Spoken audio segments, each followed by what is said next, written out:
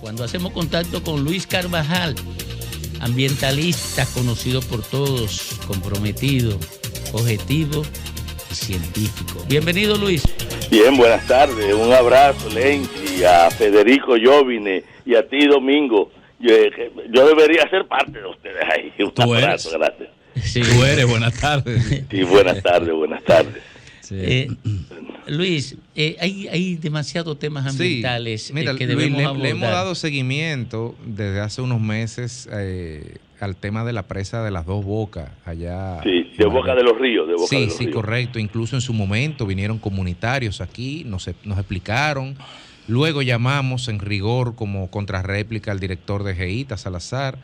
Y en estos días, concretamente ayer, vimos una publicación en un medio digital donde tú hacías una serie de precisiones y además de otros temas, quisiéramos saber, grosso modo, la posición que tiene el sector ambiental con relación a esta obra y el potencial impacto que tendría para los comunitarios y para todo el ecosistema de la zona.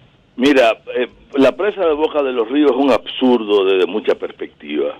Fíjate que después que la obra se detuvo por presión comunitaria y por una decisión de un tribunal, porque había empezado sin un solo estudio de nada, uno de los acuerdos primeros que se hizo fue la reubicación de esa presa.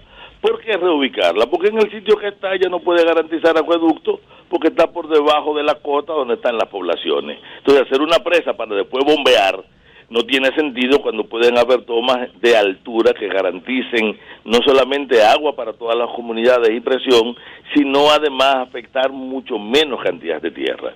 Esa presa es absurda porque no va a dar agua para riego, porque está colocada donde están las zonas ganaderas y va a ocupar la parte llana productiva más importante. No va a detener los procesos de inundación porque su capacidad para cuando vienen las grandes aguadas y el hecho de que ella deriva hacia una de las zonas que concentran más agua, que es el Bajo Yaque, en realidad se dio y no genera energía. Pues ¿para qué se está construyendo? No solamente para qué se está construyendo, esa presa se inició a partir de una promesa en una visita sorpresa y los equipos allá operando sin ningún papelito. Cuando la comunidad empezó a reaccionar, todavía estando el gobierno pasado, lo más importante es decirte que mucha de la gente que ahora está ocupando espacio fue entendió la irracionalidad y la combatió, junto con los grupos sociales de allá y el movimiento ambiental.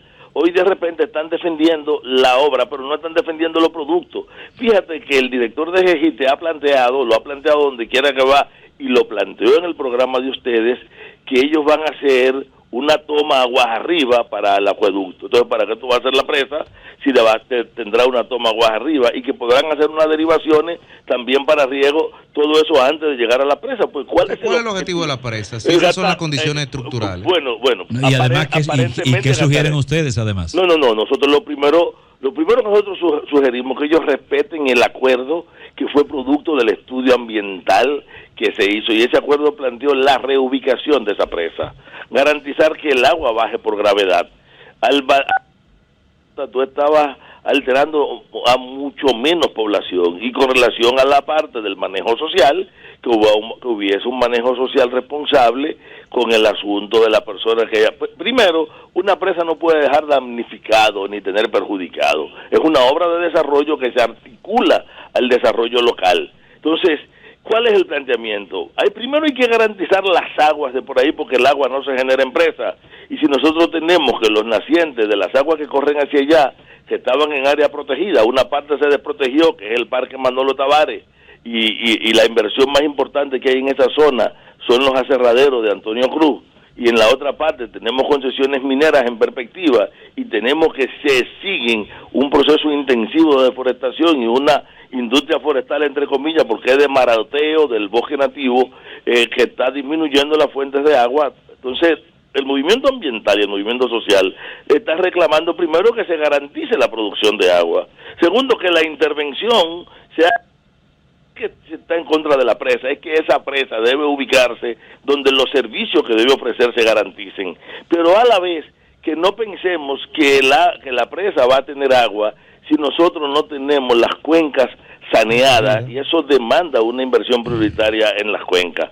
No es posible que los ganaderos y los productores de la zona vayan a ser víctimas, vayan a pasar simplemente a ser desplazados en lugares lejos de su zona de cultivo y sin ninguna posibilidad de dar de respuesta económica.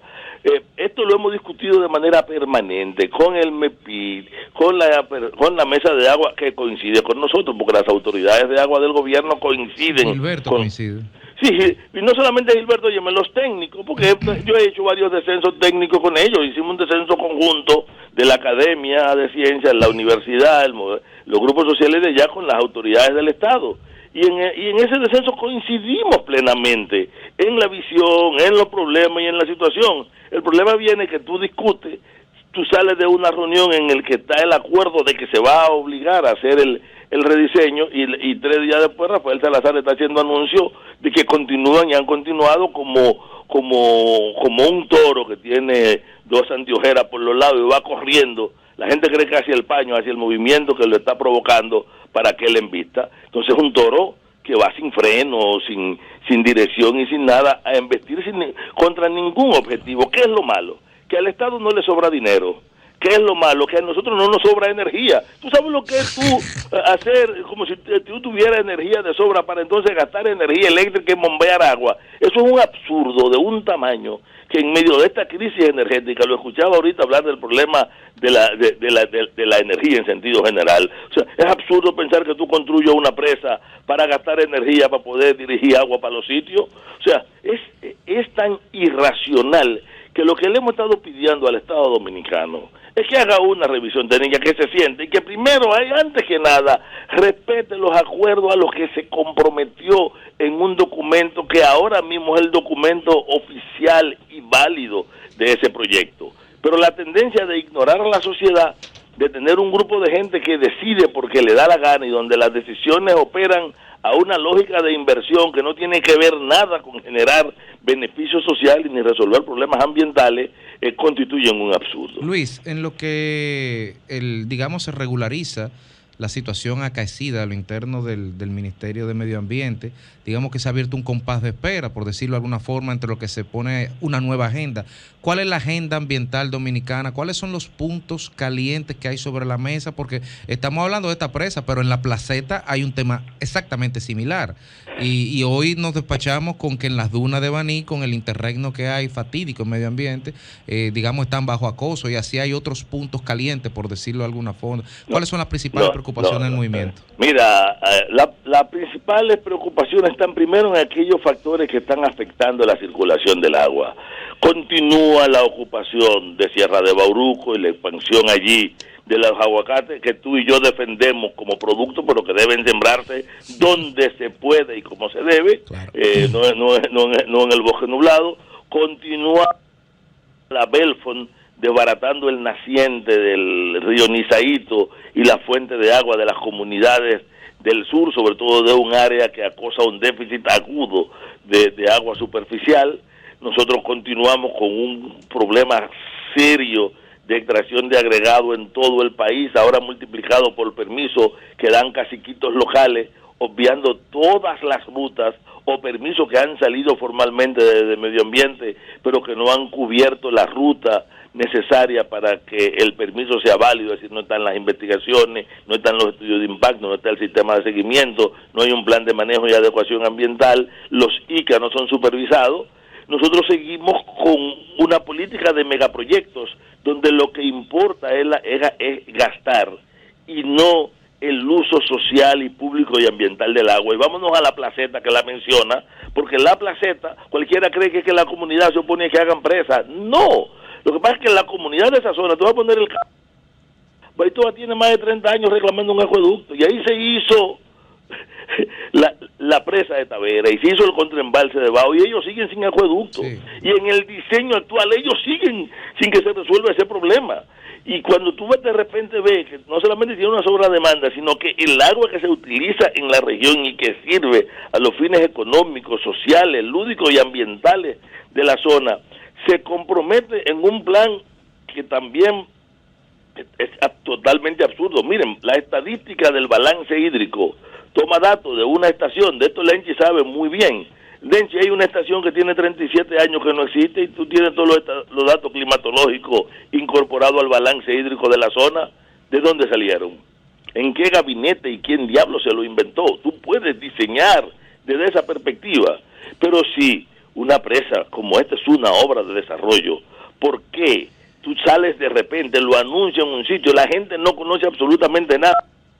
El otro día están los equipos humanos interviniendo porque lo que interesa es gastar los recursos asignados para proyectos de este tipo. Entonces la placeta y toda esta zona necesita una política de manejo adecuado de agua e incluso necesita que las presas que ya existen se manejen adecuadamente y que el diseño de aprovechamiento sea un diseño no solamente válido, científico, sino que incorpore a los beneficios a la población local. La presa más importante del noroeste es la presa de Monción. Sí. Santiago Rodríguez, que es la provincia donde está, no recibe una gota de agua de esa presa.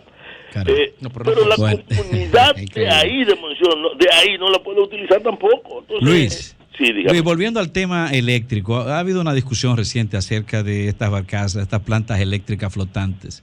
¿Cuál es la posición de ustedes al respecto? Mira, tengo entendido que ya son dos, no solo una. Sí. Cuando se instaló la primera planta, que se instaló al lado del Timbeque, que ya era un problema, esa planta se instaló en un sitio en el que no podía estar y no debía estar. Se alegó que era una emergencia y que era temporal. Y el horizonte temporal que se dio fue de 6 meses a año y medio. Tenemos todo el tiempo del mundo después que ya se instaló.